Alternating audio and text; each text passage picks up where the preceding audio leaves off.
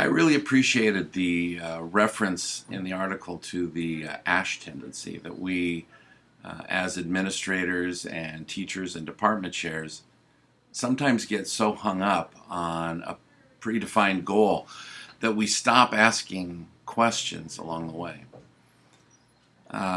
Cutting through to create a clearly defined direction for curricular improvement is difficult, as we know in our own schools, particularly because in the Catholic school system, where I've spent my entire career, we are pretty much on our own with regard to assessment and action on data that's received from that assessment.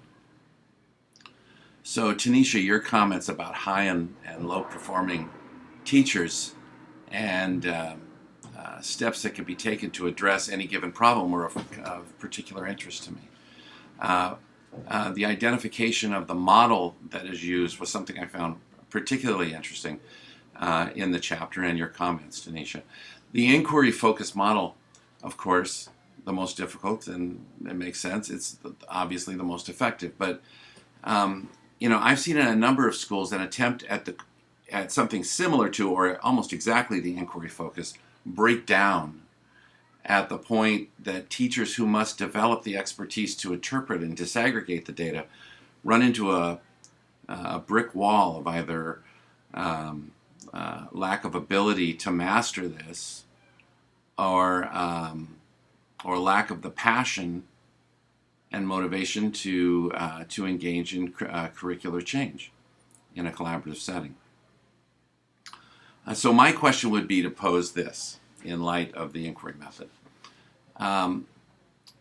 Would this be a possibly effective possible direction, kind of a hybrid from the inquiry method, to assign the responsibility of data disaggregation to the administration, who then present it to the department or whatever collaborative group and the leadership of that group with clear areas of possible growth, leaving to the department and its members, the teachers, the decision-making power to decide the priority of attention and curricular solutions to each of those problems.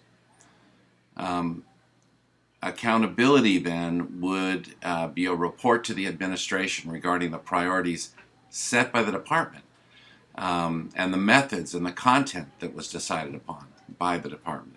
And inherent in that is fully accepting, of course, the accountability for improvement in those areas that they themselves have chosen.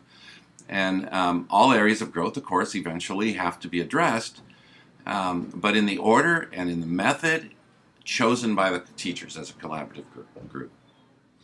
I think that might cut through some of the hesitation and areas of possible breakdown that the inquiry method, that seems to me inherent in the inquiry method.